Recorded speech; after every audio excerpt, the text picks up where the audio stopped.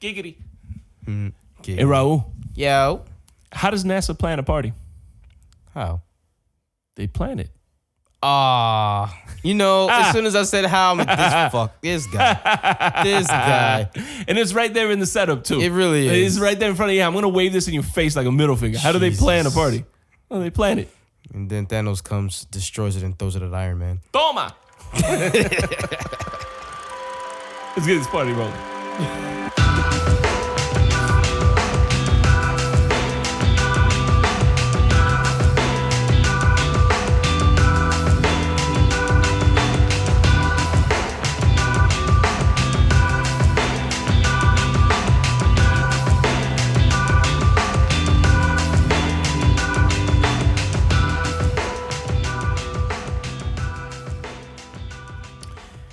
Hey, real quick before we get started, I just want to give a shout out to our lovely sponsor, Brevard Nursing Academy.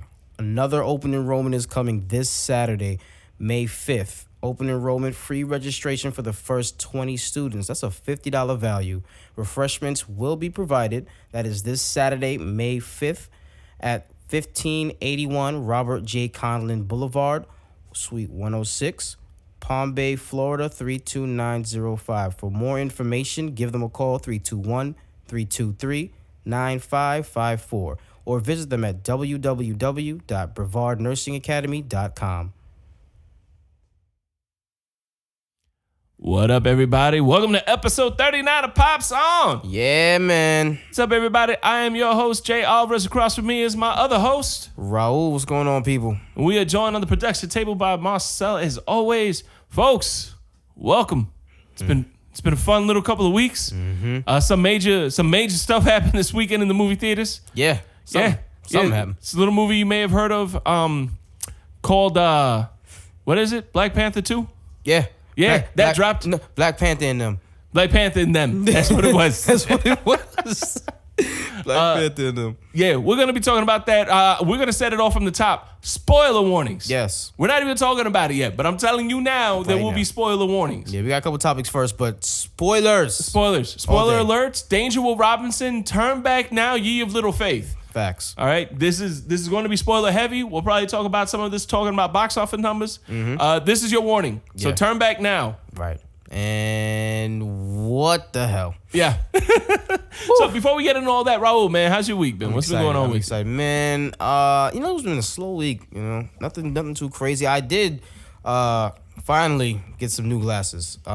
This is not it.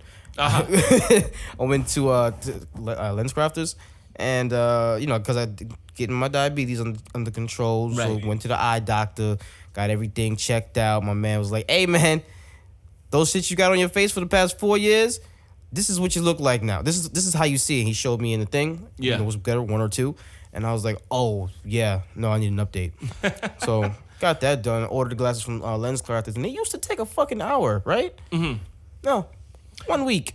Yeah, because they realized that the glasses they were giving out were garbage. Probably. Yeah, it was like Lens Crafters. What was the other one? Pearl Vision. That was the other one. Glasses in an hour while you wait. Yeah, no. Yeah. I was like, all right, so like an hour or two? He's like, yeah, more like Thursday. I was like, oh, great. Well, here, take this and I'm out of here. But yeah, man, that's about it. I'm actually, is it old that I'm excited to get these new glasses? Like, I'm really excited.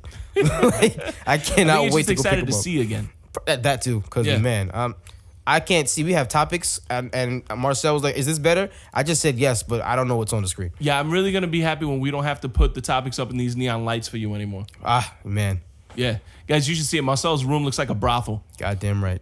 All these lights just for Raul to be able to see. Mm-hmm. Now that's cool. Anything? So, it was cool. I got to spend yesterday over at the OneKAway pizza bake-off. Nice. That was fun. Nice. We had Rocky Socha from What's the Fuss podcast going up against I can't remember his name, but Pizza Peisenberg.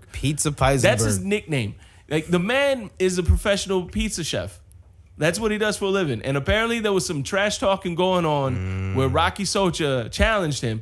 Now, mind you, when I get there yesterday, when we get to the party, It's me, Lorraine, and Annabelle. We're all having fun. There's a bunch of people from other podcasts. Big shout out to Josh Hannon from the Funny to Informant, by the way, for coming up and hanging out for a little bit. We chatted. Nice. So apparently, we get there. Rocky's, talking to Peisenberg, trying to get some tips. And Peisenberg, he's like, "Yo, no, this is a competition. I'm not giving you tips. Heisenberg. What do you want from me?"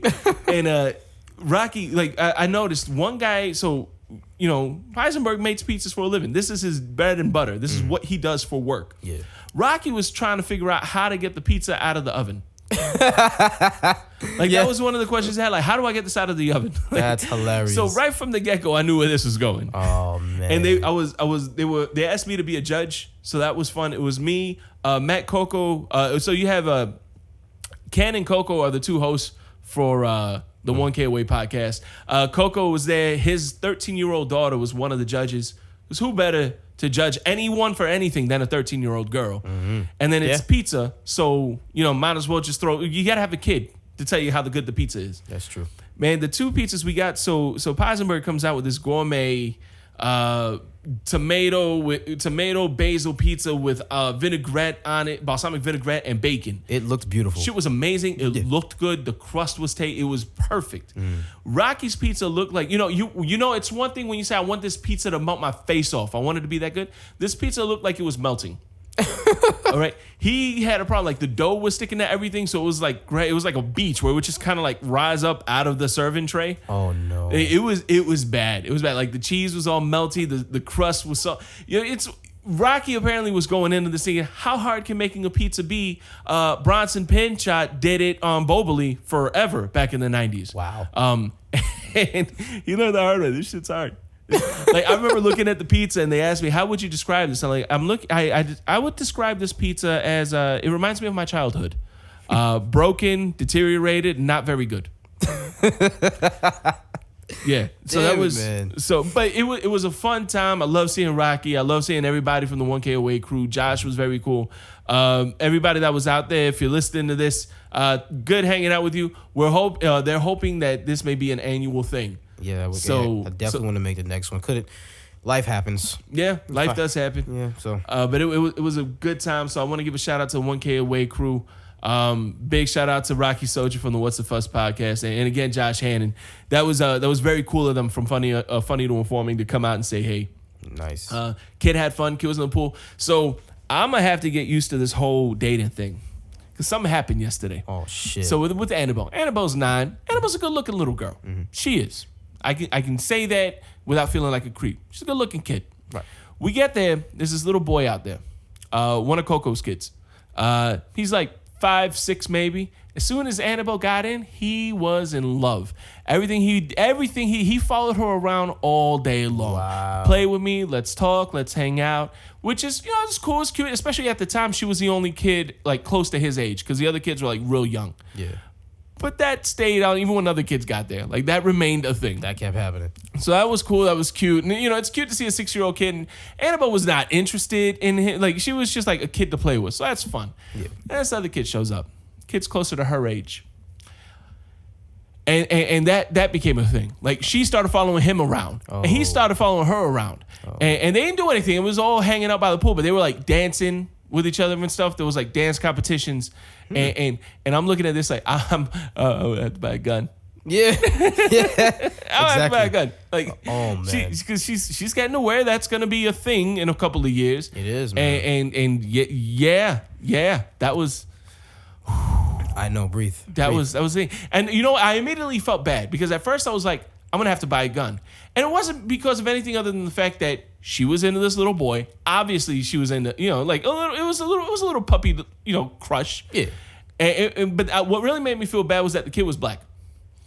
Okay. And somebody pointed that out to me. They're like, "Why? Because he's black?" I'm like, "This has nothing to do with because he's black." Oh. But I get it. I get why you say that. Because I'm gonna have to buy a gun. Why? Because he's black? I'm like, no, because he's got a penis. But now that you say that, I probably shouldn't say this out loud. Yeah. Yeah. Looking the way you look. Yeah. Exactly. Because look, my grandmama black. I have no problem with interracial stuff. But when I say something like I'm gonna have to get a gun, and somebody looks at the kid and says, "Oh, it's because he's black," I'm like, no, but I see why you went there. Yeah. Because I look at myself in the mirror and I'm like, I get it. You're wrong. You're totally wrong. And you're disgusting for thinking about that. But I also get it. Mm-hmm. Yeah. Okay. So I'm not going to buy a gun. Maybe I'll just, put her in a convent. Because we're both atheists. So that's going to make sense. How do two atheists raise a nun? Because we're no. Because I'm protecting her from all the penises. Jesus. Yeah. Because that's my job. It's a pun not intended, but it's a big deal. See, that's my beef. Why can't she just meet a nice Asian That's fella? my beef.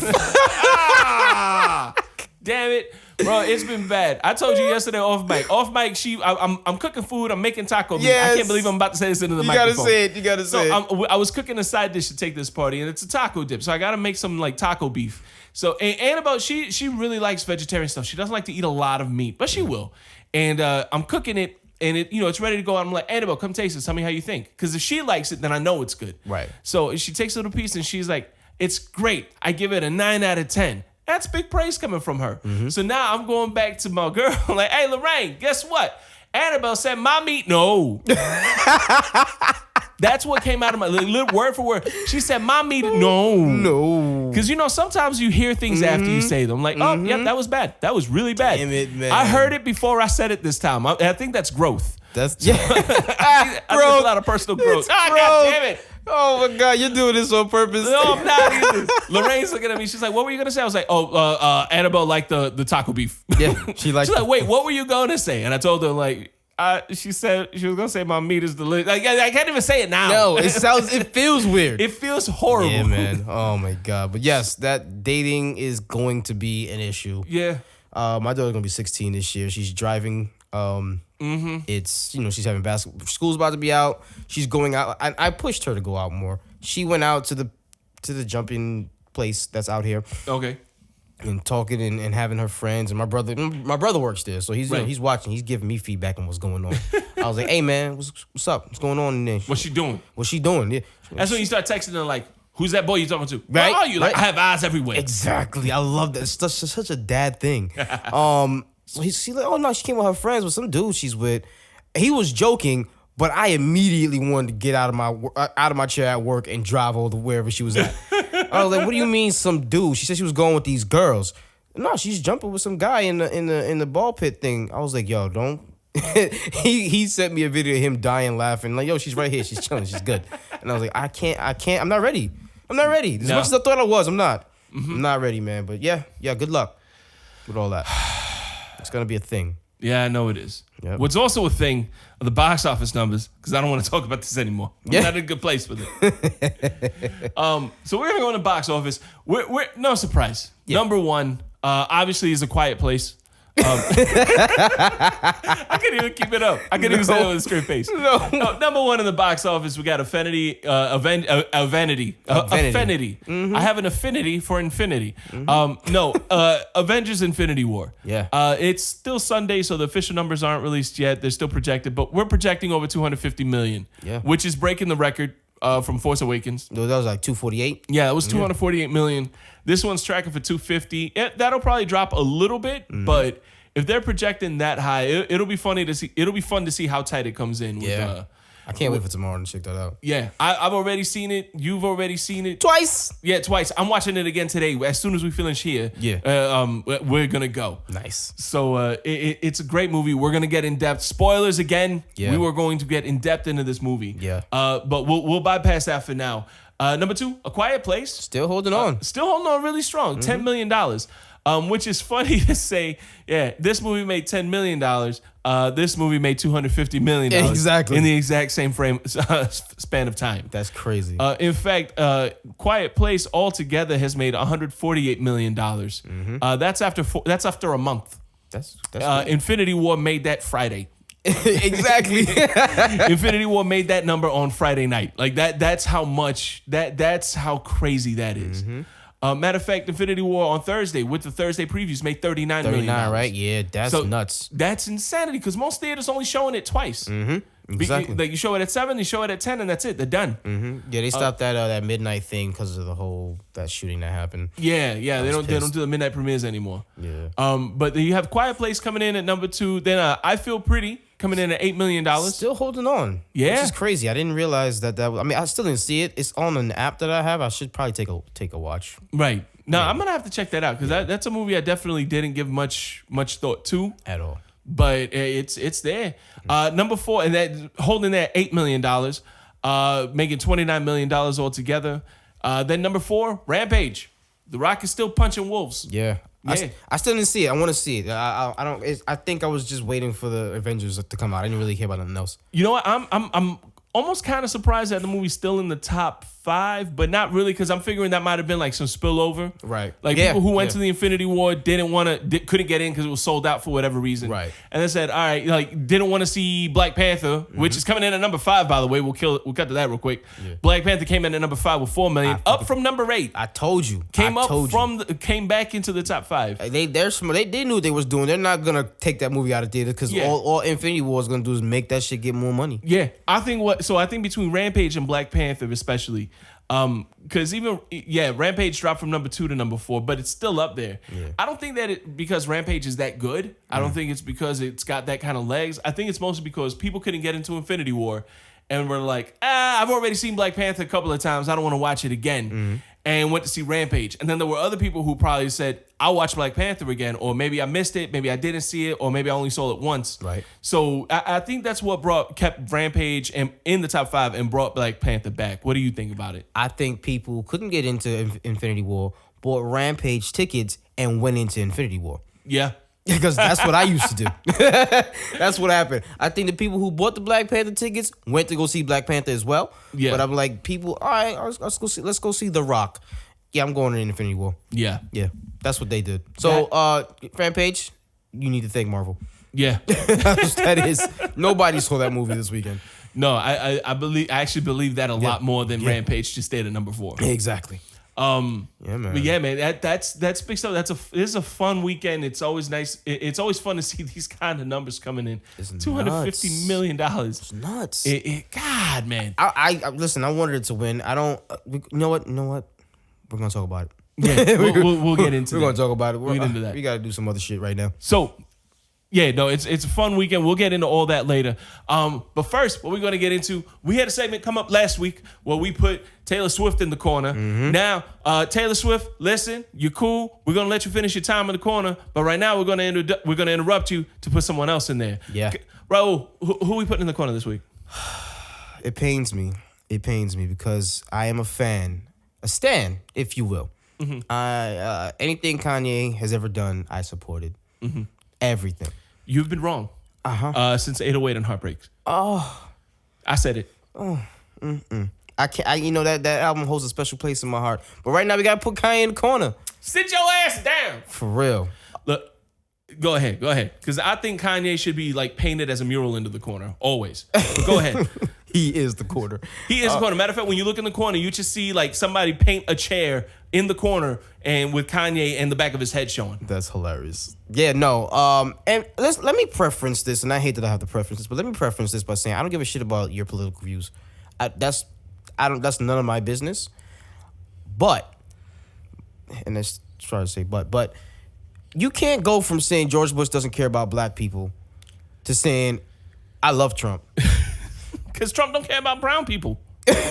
Like you can't say my mama was arrested for the sit-ins and from that time I was destined to be different, and say I love Trump. Now, again, I don't listen. Whoever you support is who you support. I have very, very, very good friends of mine that I know voted for Trump. They're still very, very good friends of mine. I have no issues with them. Right. You know what I'm saying? So don't get that. But you can't think you're the savior and you think you're doing stuff for black people when you say things like George Bush don't care about black people, but now you love Trump. You love the way this person thinks, and that person thinks that black people are playing victims and this, that, and third. And this is not Trump. This is a lady that he supports that I cannot remember her name because I didn't care enough to find it. So that's what's been happening for the past week. Now, Kanye has an album coming out. He has announced a couple different albums, actually. June 1st is his album. In the same month is going to be him and Kid Cudi. And then he's producing an album for Nas. Cool. You don't hear anything from Kanye when he's not promoting music, albums, his clothes, whatever. You don't hear nothing from him until then. So for the past week, we've been getting tweets and little sound bites of different things that he's been doing and saying. Him recording a video, rapping, which whatever he was talking about in the song was dope, but I couldn't get past that because he had a Make America Great hat on. I'm like, what do you... Then I'm looking at it like, yo, you're trolling right now. Like, you're trolling hard. Yeah. Like, super hard. Like, you're doing the opposite of what Eminem did. Eminem was riding for all the black folk, and he expected Trump to answer him. Trump never answered him. That's why the album never did what it was supposed to do. You know what I'm saying? That was his plan. He said that. You just put a visual in my head. I want somebody to come up with a meme of Eminem standing next to Michael Myers and Eminem saying Kanye West does not care about black people. That would be dope. Somebody needs to do that. I want to see that. I want to see that right now. No. And then Michael Myers just being like, yeah. Like he's got that look on his face like, not again. Yeah. Why is it always with me? Yes. No, man, but and that's my take on so then he releases a song. Before the song that you heard, he released another song. It was called Lift Your Spirits, Lift Your Voices or something like that. It was a dope beat. It was going through. And at the end of it is just Kanye speaking gibberish. Clearly a troll. Again, I've been thinking that since 808 and Heartbreak. Oh, you're disrespectful. So now he releases a track with sorry, folks. So now he releases a track between him and T.I. called Ye versus the People, where T.I. is the people. And it's Ye is T.I. saying, yo, what are you doing? Like, why are you supporting this man? Why are you turning your back on, or what it looks like turning your back on your people? And Kanye is defending it, saying, I'm not. I'm trying to show them that we're all equal. I'm trying to show there's a different way to go forward in this issue that we are having in the country. Me wearing the hat, this is a line, me wearing the hat is showing that we're all equal. It's not, it's like him taking back the N-word, basically. And I'm like, when I hear that, I get it, but at the same token, you're only doing this for clicks and likes, and I don't feel like it's genuine. Yeah. That's my thing. I think Kanye's trolling everybody. Yeah. I think he knows that no one gives a damn about anything he has to say. I don't think he's been afraid to piss off anybody since Taylor Swift. Yeah. For real. I think everything he does to troll. Mm-hmm. I haven't taken him seriously for a long time. Yeah. I haven't taken his music seriously for a long time.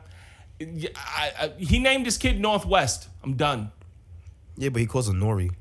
I'm done. That didn't make it. I know you thought that made it better. That didn't make it better. It did. Because now I'm just waiting for his kid to start making crappy reggaeton music. You gonna put some respect on Nori's name. No. He gonna put some respect on my Spanish music and leave it the fuck alone. Look at him, man. You don't see Mark Anthony rapping. Okay? Oh man. Nori, just let it go. You ain't a reggaeton. Look, you couldn't look, nobody buying your rap albums anymore. I get it. Stop making reggaeton albums because we ain't buying them either. God damn it. All right. Just because you said Noriega don't make you Hispanic, we ain't taking you in. And that's my piece. But no, yeah, it's like I said, I feel like it's not genuine. It's disingenuous. He's not doing it to actually help us. Here's the thing. If I didn't think he was trolling, let's say I did take Kanye legitimately, and he really did come up with the approach like, hey, listen, I'm not happy about it, but we got to make the best out of a situation. Let's go with our best foot forward and try to meet in the middle as best as we can. We'll vote him out in another 4 years. Right. I can get behind that message. I just don't trust Kanye to really believe that. Exactly. That's where it comes from. And the song he did with T.I., I felt was like the most self-serving piece of crap I've ever heard. Mm-hmm. I mean, it's just him justifying. And listen, if you just don't put out a statement. You ain't need to make a song about it because now you're just trying to get more downloads. Put out a statement. You an adult. You got a press manager. Mm-hmm. You got PR. Just say, hey, listen, this is what I think. This is what I believe. I understand other people aren't going to agree with it. I understand people are looking at me to represent a certain ideology, and this may be one of the things that I break from. But in my heart, this is what I believe, and I don't think it's right for me to stay quiet because other people disagree with it. If that was a statement he came out with, I'd respect it a lot more. But instead, he made a song, and instead, it's Kanye West. If Chadwick Boseman came out with that statement, I'd probably be all right with it. Chadwick Boseman should be his spokesperson. Yeah. That man can do no wrong right now. No, not at all. Mm-hmm. If Chadwick Boseman came out saying, like, you know what, I'd be willing to give Donald Trump a chance, you'd have everybody with African accents like, do you know Donald Trump is not that bad? Where did that come from? Oh my God. But no, man, you like I said, I've been over the shit that he's been doing for a long time. Listen, his personal life is his personal life. I don't give a shit who he's married to, his kid. That's his business, right? Yeah. If it's real, if it's not, yeah, whatever. yeah. My bad on the Northwest show, folks. I hope the kid grows up to do great things. In all sincerity, the kid had nothing to do with that. Real. But it's just disheartening when you see he is a prominent figure in the black community. Let's call a spade, right? Yeah. He is. He speaks. Ooh, I know. Spade. Damn. Damn. So he is. He used to talk. You know, College Dropout, Late Registration, Graduation. Those were great albums. 808s and Heartbreak came. I liked it. Because I was still a stan. I like 808 and Heartbreaks. I'm saying everything that came after that, I just stopped. Right, Jesus, garbage. The Life of Pablo feels like an unfinished album. I liked it. Feels like it was nothing. It wasn't.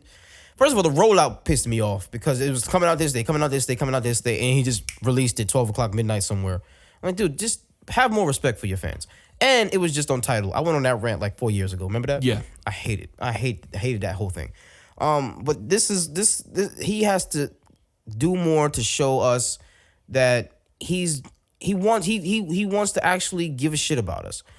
All this other trolling shit and putting out the video with the hat and I love Trump and like, come on, it seems fake. Like, if you do, then that's cool, but that's not what I'm buying. Right. That's not what I'm buying, dude. Like, you sit your ass down, for real. So for right now, Kanye, sit your ass down in that corner. For real. You own that shit. For real, man. Like, don't worry, Taylor. We'll let you finish. But right now, Kanye got something to think about. Goddamn right. And I got a friend of mine by the name of Kevin. He was gonna call in today, but he's at work. But he's gonna listen to his thoughts on some of the crap that Kanye is doing because he kind of agrees with Kanye as well. It's hilarious. Check it out. What's up? It's your boy Buzz, man. What's good, Pop? So I just want to say good shout out to you guys for having me on the show. I like what you guys are doing.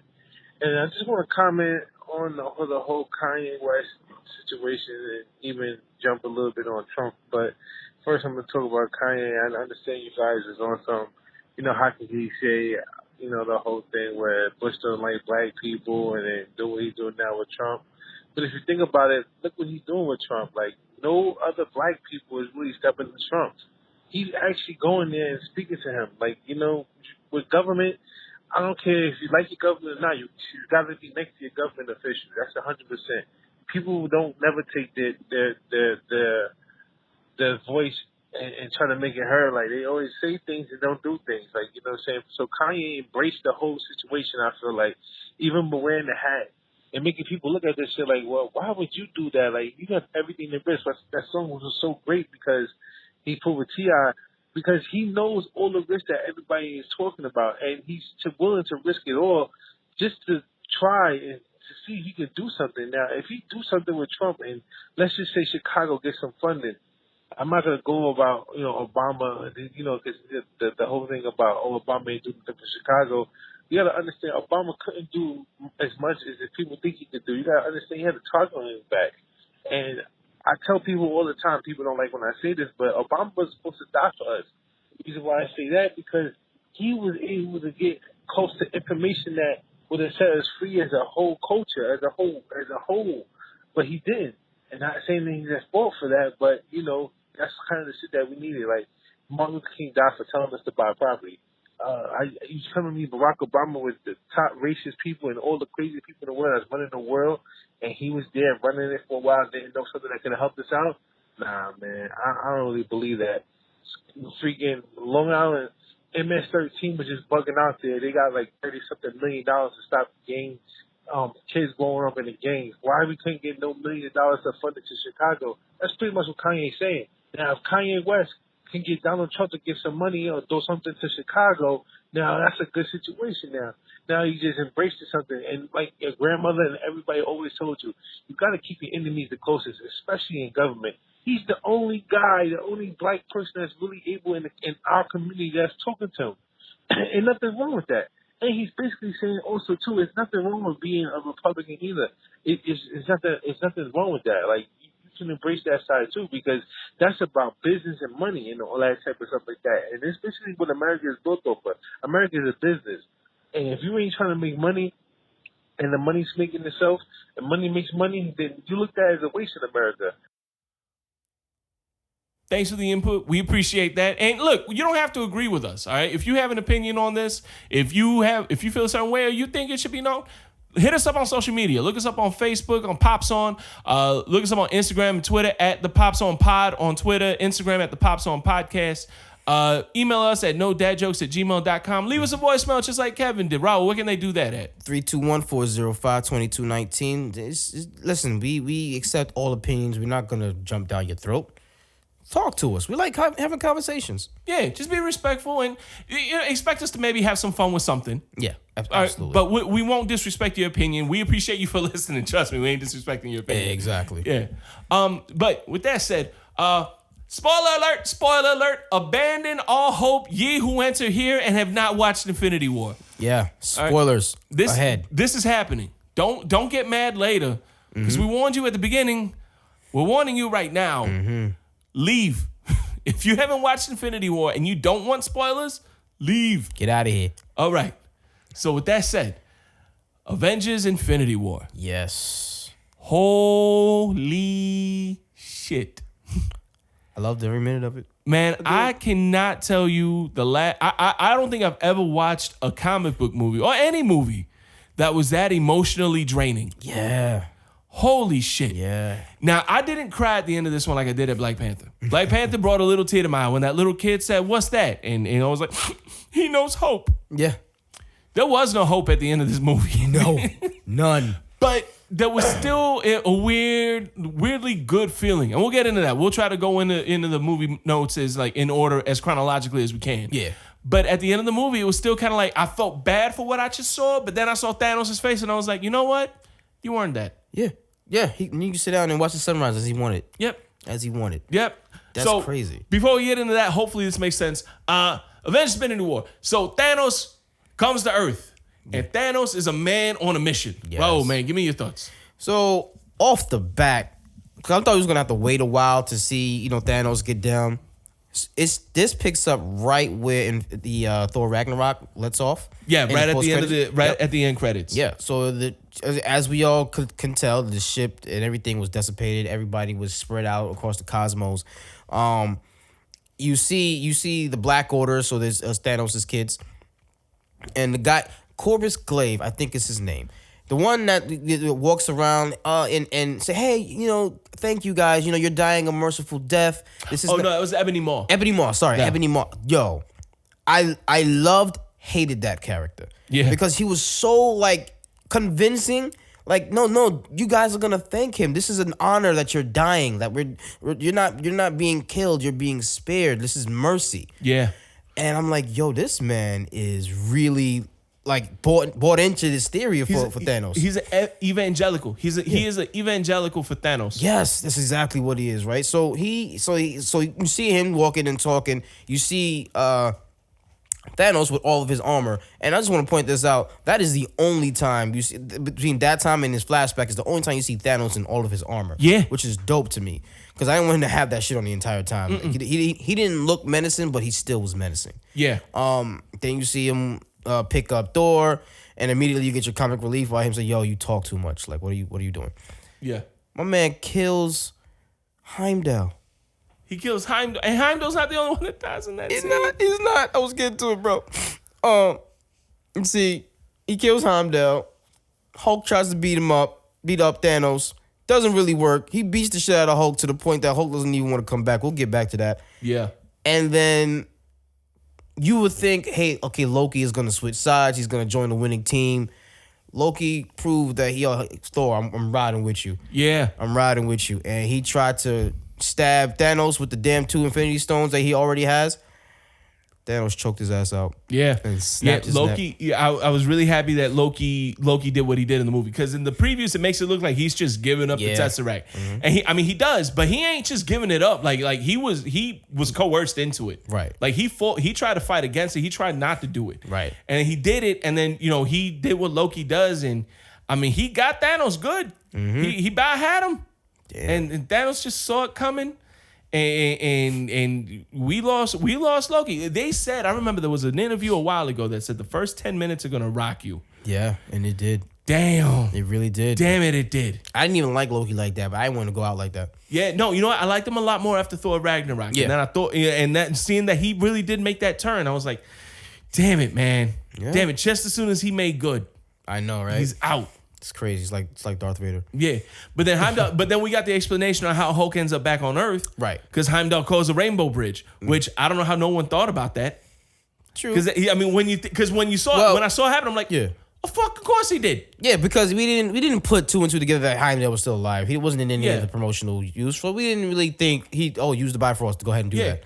So the Rainbow Bridge, the Bifrost. You're right. I love the Rainbow Bridge. Yeah. So everybody was, I remember like, how does that happen? How does Hulk end up back? And then you see it, and it's like, you're right. Nobody expected Heimdall on the Bifrost, but it made perfect sense. Like it was obvious. Like we're thinking like, oh, it's gonna have some off the wall, out of this world explanation. Nope, it was right there on the ship. Yeah, the whole time. Made perfect sense. Noticeably missing from the ship, Korg, Valkyrie. Valkyrie wasn't there. Korg wasn't there. You know what? We still haven't seen. What was the? What's the female that was in Thor's crew? Oh, they're dead. No, how is she dead? You mean the female that was in Thor's crew from the other two movies? First two?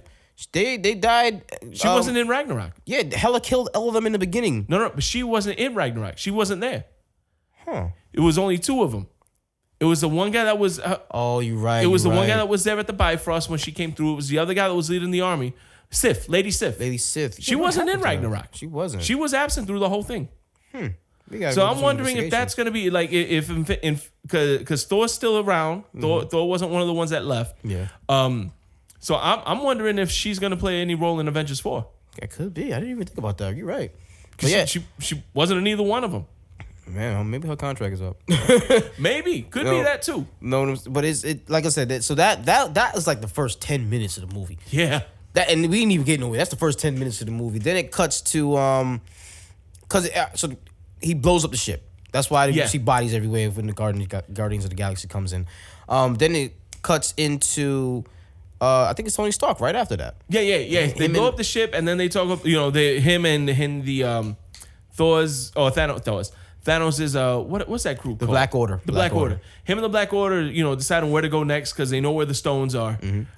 So they're talking about where to go, and then it goes to Earth. Yeah. Where you see, no, it doesn't. It's not Tony Stark first. It's Hulk landing in. It's Hulk. Doctor Strange. So in the Sanctum. It cuts to another funny banter between Cumberbatch and Benedict Wong. Hilarious that their name is that way.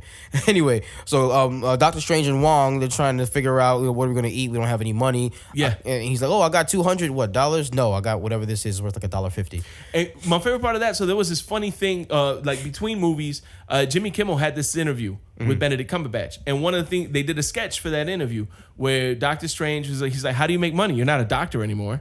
Oh yeah, this doesn't pay. So it shows, and so he was like, "Why don't you?" So Kimmel was like, "Why don't you come make balloon animals for my kid's birthday? I mean, you're kind of a magician. Why don't you come to my party and be the magician?" So he's making balloon animals because he found out he'll get paid $150. Yeah. So Wong's like, "You got any money?" He's like, "I got a few dollars." And then Tony Stark, when they meet, they start going back and forth. Like, "What do you do besides make balloon animals?" That's crazy. So that part is in the MCU. Yeah. That's hilarious. Yeah, both of those little lines, what do they do for money? And then the balloon animals. That was a nice little shout out to the Kimmel interview. That's hilarious. I forgot about that. Yo, the Easter eggs in this movie, by the way, we're going to get into some of them. Yeah, it's the Easter eggs, it's all the undercover stuff that happens. It's so good. It's so amazing. Oh my God. But yeah, I mean, you know what? I mean, like I said, this is not a review. This is a discussion. Yeah.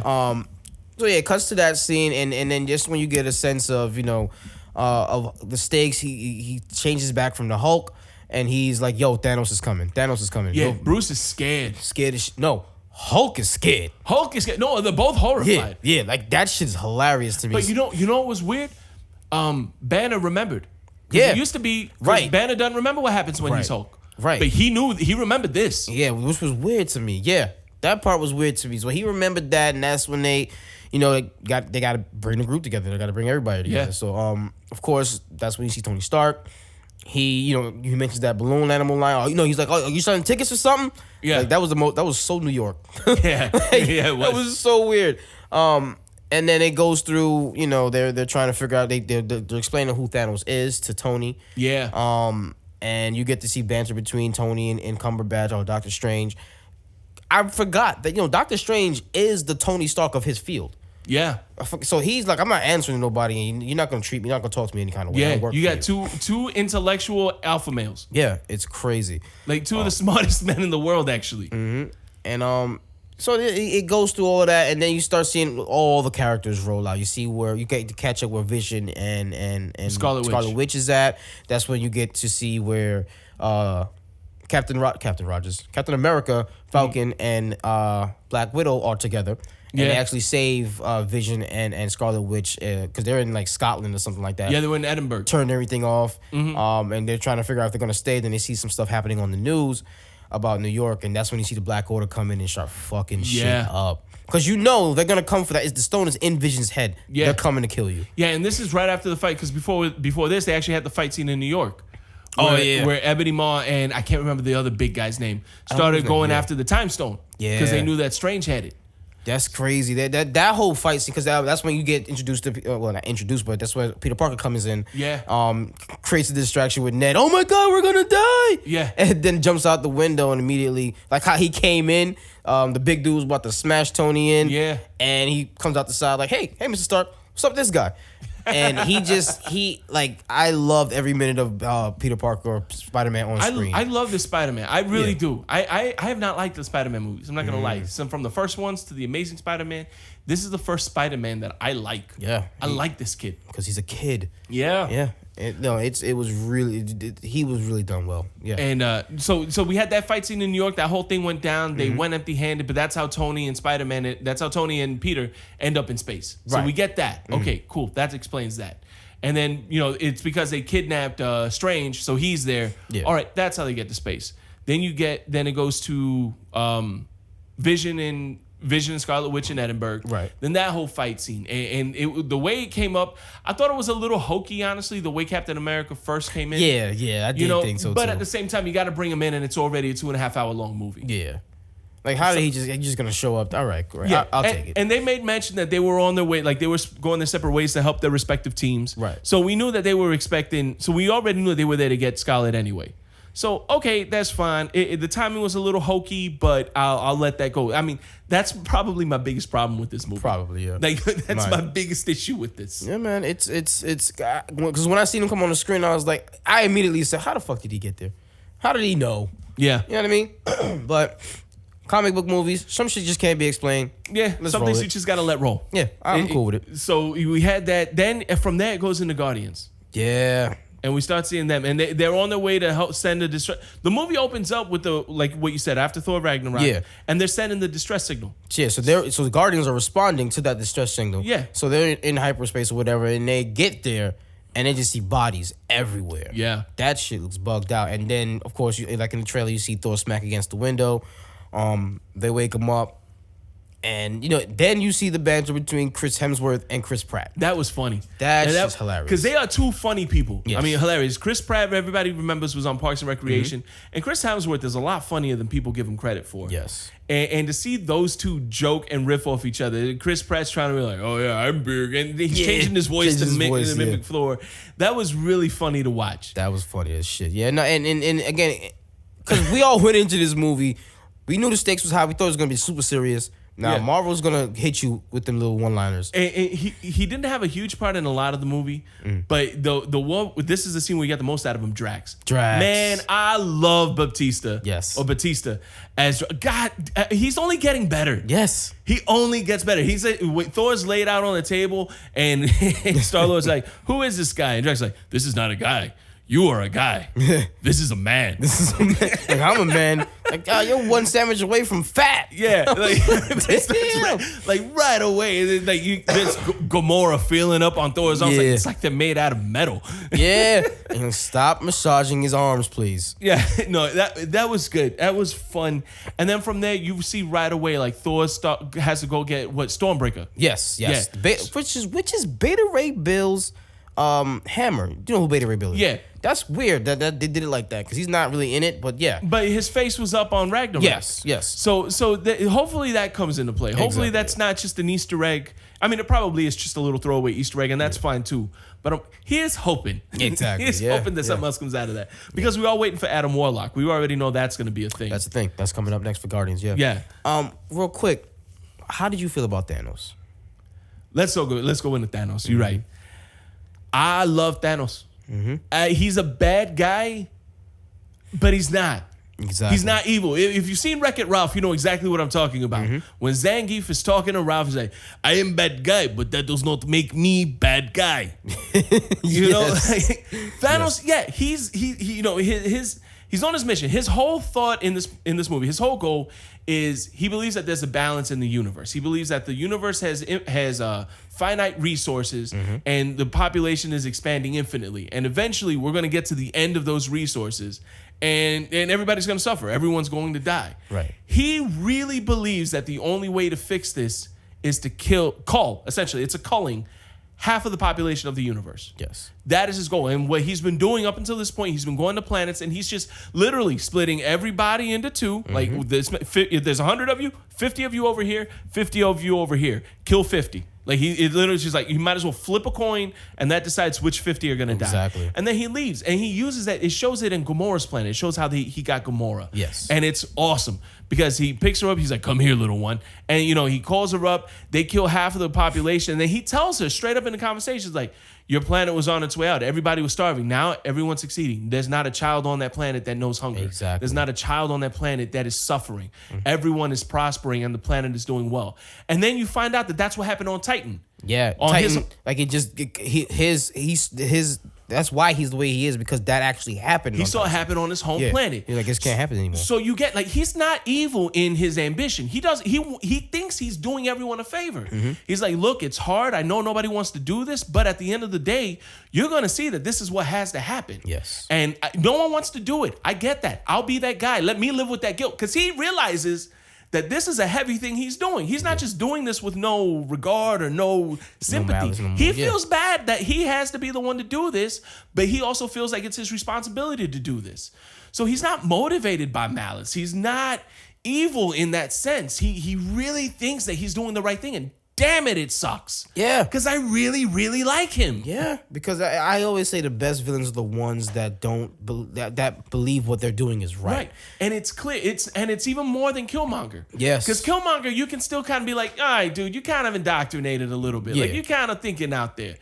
But Thanos, and Thanos, yeah, too, to an extent. But when they go into what happened to him and you see it, it's like, you can't argue that because he saw it. Yeah. Like, he really saw it happen. Like, And he saw it happen, and he saw what he did to actually prevent that from happening. Yeah. So he knows this works. And and it's one thing too. Like when you look into like the United Nations and Centers of Disease Control and some of the stuff that they're looking into, a lot of these doctors that are working are really dealing with this problem. Like, hey, the Earth's population is booming. We don't have this many resources to feed these people. That's why you have all these debates about GMOs. That's why you have all these debates about like underground farms and like genetically modified GMOs.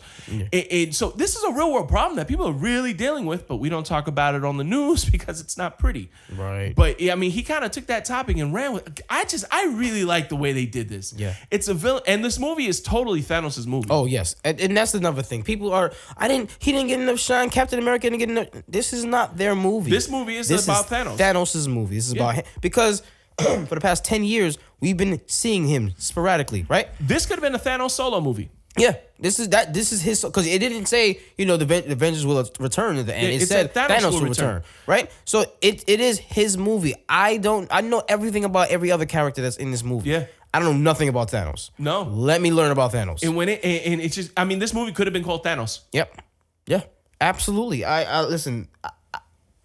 Even more so, even go a little further. Yes, he's the best villain they've had by far. By far. top 3 villains for and me. Josh, I mean, and to get out of the movie, Josh Brolin brought it. Yes. That's what I was gonna say. Because he did motion capture for that. Yeah. You saw every emotion on his face when he had to get the Soul Stone to kill. He had to kill Gamora. Yeah. First of all, even before that, even when they were in his throne room or whatever, and they were talking, and she's like, "You don't have to. You don't know that this is what's gonna happen." And you can see it in his face, like, "Oh my God, I'm trying to tell you, I know. Yeah. Like, this is going to happen, and I'm the only one that can do this." Like his emotion, his face, his facial expression. I was like, "This is amazing. Yeah. This is fucking amazing." And when like, he lays that out, it's beautiful. Now, when they go to get the Soul Stone, we got to bring it up. Yes. This motherfucker came up looking like a Dementor from Harry Potter. That's what I thought. I was like, whoa, what just happened? Are we getting a Dementor in this? And he takes it. It's fucking Red Skull. Yes. Red Skull. Yes, man. Wow. He's been up there for ages at this point. Oh, man. And the way they explained it, I don't know. So the way they explained it is he fucked with a Mind Stone. Was it the Mind Stone? It was the Tesseract. Tesseract. Space Stone. The Space Stone. He fucked with the Space Stone. It sent him up, and essentially he got punished by the universe. Yes. Where he had to guide people to the one thing he can't obtain, which is the Soul Stone. Exactly. And so that was cool to see Red Skull. It was cool to see that happen. Now, is that going to come into play later? That'd be interesting to see. That would be interesting. Because he's essentially an immortal now. Oh shit, yeah. You know what I mean? Like Yeah. he's godly. something's up. Yeah. So it's interesting to see if that comes into play. Yes. At some point. But I mean, just to see him, that was awesome. Because you know what, and that is the only one fan theory that really went through. Yeah. Because everybody was like, "Oh, he got beamed up. He didn't die. He got beamed up somewhere." Yeah. And that paid off. There was no Myster's death. There was no Hela. No. They even kept saying that she's dead. She's dead. She's dead. I still don't think she's dead, to be honest with you. Yeah. But if she was also, I mean, like, because that was the mystery. Like, what happened after Ragnarok? What happened after Asgard was destroyed? Yeah, Surtur fucking did what he did. Yeah. I mean, if she died, it wouldn't surprise me either. Right, but I'm like, because we all thought, oh, because she kept, and I think they knew what they were doing because she kept saying, "I am the goddess of death," and I'm like, oh, you're gonna take the place. Yeah, that makes sense. That was a big no thing. Hela, no Captain, no. Well, I'm not gonna get into that yet. A lot of the characters that we thought were gonna be in it, like Hawkeye and Ant-Man and the Wasp, not in this movie. No, not at all. They're mentioned. They are mentioned. They're not in this movie now, and it's crazy because the way how this thing ends, it's been confirmed that Ant-Man and the Wasp takes place before the Thanos whole situation. But the way how this ends, we know that it's gonna have some implications for the end of Ant-Man and the Wasp because of everybody fucking evaporating or some shit like that. You know what I mean? But yes, this everything I don't think I can think of any complaints. The ones I have a complaint. The fight scene between Iron Man and Star-Lord, Doctor Strange, Spider-Man, loved that fight scene, right? Yes. Loved every minute of it. When they were almost getting the glove off, like it was almost off. Yeah. And my man Peter Quill just went crazy when he realized that Gamora's dead now. Yeah. And punched him in the face and messed everything. It was off. He grabbed it and threw everybody off. Yeah. That shit pissed me off. You know what? It was very Batman versus Superman. Why did you say that name? Yeah. Only I believe it coming from Star-Lord because he's impulsive. Yeah, that's true. his thing. He has no control. It's not like Batman or Superman where they have control of their things or whatever. We already know Peter Quill has no control over his emotions. I mean, that's what makes him immature in that aspect. And that's why he's kind of like an odd superhero because he gives in to his emotions. So when I saw that, you're right. It seemed like an easy way out, but it's also me looking at Star-Lord. I believe it though. True. I mean, he's gone through some traumatic shit. His mom passing. Yeah. He finally met his dad, then realized his dad killed his mom, and he had to kill his dad. The one person left in his life. Yeah. And there's no thing because they showed them kiss. Like there's a thing now. Like they are together. He finally got her. They're finally together, and he lost her too. Even in that scene when she was like, "You got to kill me. You got to kill me." Yeah, she made him. She made him promise that, and he just snapped. Yeah, man. So I believed it. It felt believable to the character. It was hokey, but it was a believable type of hokey. It pissed me off, yo. Yeah, it did. It pissed me off that they were that close and that's what happened. But that's also something that comes up in comic books. Yeah, true. Yeah. I mean, and two, you got to stretch it. You got to give them some kind of hope. True. And then you got to break it off. What gets me is that whole scene. So you had Doctor Strange who's going into the future and looking over every possibility to get out of there. Yeah. Because he said it to Tony straight up. If you think for 1 second that I am going to save you or that kid and spare the time stone, My priority is to save the universe, and I'm going to protect this time stone. You two are going to die if that's the choice. If that's what it is. So after that, he has this whole thing where he's got like 14,855 different possible outcomes. Yeah. And they asked him straight up, how many do we win? He said 1. And there's only one outcome in this wins. And then after that, they had the whole fight scene. Everything happens. And then Thanos he's got a knife in the Tony. He's about to kill him. And Thanos was really...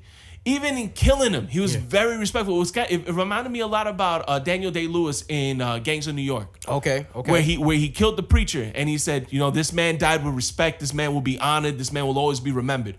Thanos was kind of taking that approach with Stark. He's like, you know what? I hope that when this is over and half of humanity is left, I hope they remember you. I respect you. You're worthy. You were worthy. You were a worthy opponent. I get that you're fighting for what you believe in, and I hope that you see that I'm right, and I hope that humanity remembers you as a hero. Yeah, because that was a real moment. Yeah. You know what I mean? And then Strange, because he already said he wasn't going to do it, saves his life. He says, "I will give up the stone." He's like, "I'll give you the stone, but you have to spare him." So I'm thinking that he knew that the key is Stark. Stark. Yep. Yeah. Absolutely. Much like in Game of Thrones, how Stark is going to lead us through winter. There you go. Shit. He's going to call on his ancestors, Ned and John. No, man. But, you're right, man.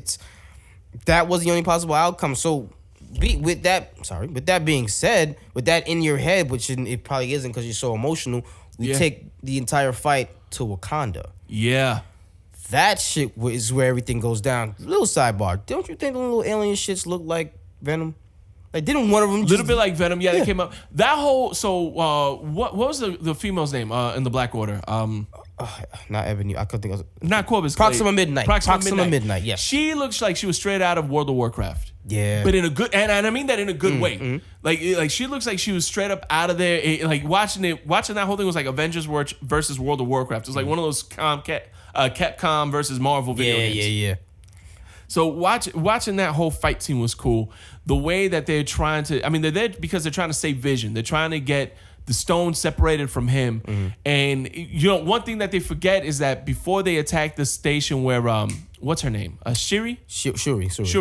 Right before they attack the station where she is, we're trying to save Vision. She swipes and keeps the stuff. Yes. So I'm wondering how far she got, because the body is just a computer. Right. Because at the end, Vision dies. We're going into it. Thanos gets the stone out of Vision. He's there dead. But that's just a computer. Right. You can upload that consciousness back into that computer, and you have Vision. She said that. So why didn't you guys just do this? And Banner was like, we didn't think of it. We didn't think of doing that. And then she was like, I'm sure you tried your best. Yeah. Oh, Black Panther. Shuri, yeah. Love it. Making Bruce Banner feel like an idiot. Let me tell you something. Black Panther came on the screen, and my son stood up and did the salute. I was like, all right, man. I'm like, I can't even say nothing. Just go ahead and do your thing. Just stop it. Like, it's so creative. So they get in. So they get to Wakanda because Steve Rogers is like, listen, we're gonna need to enlist some help, and I know where we can protect Vision at. So they go to Wakanda. They get in there. They put Vision on the table. She's working on him. They got Bucky his arm. It looks like it's vibranium arm. Black vibranium arm. Dope. Which in Rocket said, "Yo, how much for the arm?" Yeah, that was the moment everybody screamed. But they gathered all the troops, they got everything together, and it was beautiful to see. That was an awesome fight scene. Yeah, beautiful to see because all the tribes get together. You see Black Panther and what name? M'Baku. No, him too. But you see Black Panther and Captain America just running out. Yeah, just out there, right? My thing that somebody in the crowd, I love watching these movies with the crowd. Somebody, they trying to say that he's on the par with the Black Panther and the white man. I was like, in comic books, that shit doesn't matter. Okay? There's no black, there's no white. In comic books. You're over here making this a racial thing. Yeah, don't do that. And people forget that Captain America got his powers from one of the Infinity Stones. Yeah, the Tesseract. From the Space Stone, yeah. Yeah. That's how he got his power. Yeah. So you got him, and it's not like Black Panther has his power either. It's from vibranium. Yeah. Like he drinks the heart of the heart-shaped herb, Yeah, the heart-shaped herb. Like, come on. So both of them getting their powers from supernatural forces. Yeah, and they set it up from Civil War that they were all on the same. Him, Bucky, and Black Panther. Yeah, they're all the same, on that same power level. So exactly. Yeah, there's no reason for that. They're trying to say white man. No. That's already been established. Don't make. Yeah, go watch the other movies. That's somebody who only saw Black Panther. Exactly. So side note, forget all that. Yep, sorry. So that fight went through, and I love seeing Wanda Maximoff for Scarlet Witch, Black Widow, and one of the Dora Milaje. Oh, yeah. What the hell was her name? Okoye. Okoye, sorry. Oh Yeah. my gosh. Wakanda Forever. That fight scene was dope too. I love when Scarlet Witch realized that everybody, because they left her because she had to destroy the stone. Yes. She was the only one that could do it for Vision. So she finally says enough is enough, and she goes out to help the fight. And Okoye said like, why was she up there the whole time? Exactly. Why wasn't she out here? Exactly. That was so dope. And again, that goes to show they don't that white black shit. It's a team. Yeah. It's a team. If you can help, you can help. Exactly. So that fight scene went down. They definitely killed all the Black Order, which is I wanted them to play a bigger role. I really did. Yeah. Especially Ebony Maw. Yeah. I like him a lot. I liked hating him a lot. Yeah. Because the way he did things. But they killed all of them. Banner. Our theories were true. Banner was in the Hulkbuster. Yeah. Banner was in the Hulkbuster because Hulk refuses to come out. Hulk got his ass kicked by Thanos. In the first 10 minutes. Like handed to him. It wasn't even close. Nope. He got the jump on Thanos. He got that first couple punches in, but as soon as Thanos got to what was going on, I mean, it was like puny Hulk. Yeah, I was waiting for him to say that. Yeah, no, it was so crazy because there's every moment for the Hulk to pop out. When he put him in the rock, when Thanos put him in the rock, we just knew he was gonna bust out of that. No.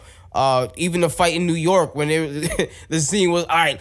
Go ahead and get it started. Tony was like, "Go ahead and get it started. You're embarrassing me in front of the Wizards. What's going on?" Yeah. He's like, "It's not coming out. I don't know." You see the Hulk come out and say, "No." He's Yeah. like, no. And that's one of the things I wanted to touch on too, because Banner remembered Thanos from when he was Hulk. Yeah. I mean, the way he is talking to Hulk. Yes. It was very Ed Brock and Venom. Yes. Because he was like, Hulk, we gotta have a talk, buddy. And the fact that he's referring to him in that, like, there's a new sense of peace between the two of them. Yes, and I that's hope that, because they said it too, that this was gonna be the second movie in the Hulk trilogy. Yes, in the Hulk, because he's gonna have his own story arc that goes over 3. Exactly. So, it was definitely not a priority in this one. Nope. But they did touch on it, and they touched on it significantly for what little it was. I think it's going to play a big part in the next one. We're gonna find out why he doesn't want to come out and all that good stuff. So they set everything up. This is and I like that it didn't feel like a setup for a whole nother like if you watch Harry Potter and Deathly Hallows Part 1, it's a setup for Part 2. Yeah. This was not a setup. This was its own movie. Yeah. This had to end the way it did. If this was a Thanos solo movie, it's done. Yeah, movie's finished. There's no Part 2 that needs to come out because it's done. Mission. So we'll get to the end of it. Yeah, we're gonna get to the end of it. Yeah, so we'll get to the end of the movie. So ultimately, Thanos, he gets all the Infinity Stones. Yeah, gets all he gets 6. them all. They found the Soul Stone. We thought that was good. I thought we weren't going to see the Soul Stone until Captain Marvel. Right. I was wrong. I was wrong. I still like my idea though, but it was wrong. Yeah. So Thanos gets all 6 of them. Thor throws Stormbreaker at him and almost gets him. He almost got him. Yeah. And then Thanos just looked at him and said, "You should have gone for the head." Yeah. And snapped his finger with the gauntlet on it. You see, like a piece of him went to somewhere with the young Gamora. Yeah. And they're talking. And what did you do it? Yeah. Well, what did it cost? Everything. And it would be interesting because so the Soul Stone in the comic books, there's this Soul Stone. I don't remember what it's called, but it's essentially a Soul Stone universe. Where like everybody people kind of go there. So I'm wondering if that's what happened. Like when he snapped his fingers, he kind of got transported there for a little bit, and if just everybody's hanging out there, kind of like an afterlife type of thing. That's crazy. You know what I mean? And then it comes back, and then Thor's like, "What did you do?" And then Thanos teleports away. Yeah, he's gone. So He's it still out. works. And the gauntlet is shot to pieces. Done. Yeah. So there's that one part. So Peter Dinklage makes a cameo. He's Peter Dinklage is big. He's huge. He's huge, and he's still a dwarf. Yeah. He's just a dwarf that's 15 feet tall. Exactly. Yeah. That's nuts. So, but you see, there's a mold. He made the Infinity Gauntlet. Yes. So that comes out that he made it for Thanos, but he still has a mold there. Yes. So he could, because Oh, Thor can make opened another up the Dying Star. Yes. He could make another one. Shit, I didn't even think about that part. He could make another You're gauntlet. right. You're absolutely right. So yeah, so when he snaps his fingers, he comes back and he evaporates away. Yeah. You start seeing people just falling away like dust. Going into dust, Now, yeah. the first one they did, which is I think they knew what they were doing, Bucky was the first one. So my thought was, oh shit, him and Captain America about to die because they're supposed to be dead. They're old as shit. Yeah. No, and then Black Panther goes.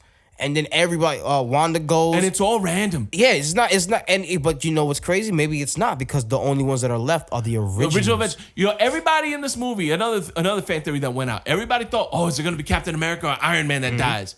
Neither one. They're both alive. And well, Iron Man is still on Titan by himself with Nebula. He's on Titan. He was the last one. Oh yeah, that's right. Nebula is there. Yeah, so that's probably how I forgot about Nebula. Yeah, she got a ship. Yeah, so that's probably how he gets off, because she's got a ship there. Yeah.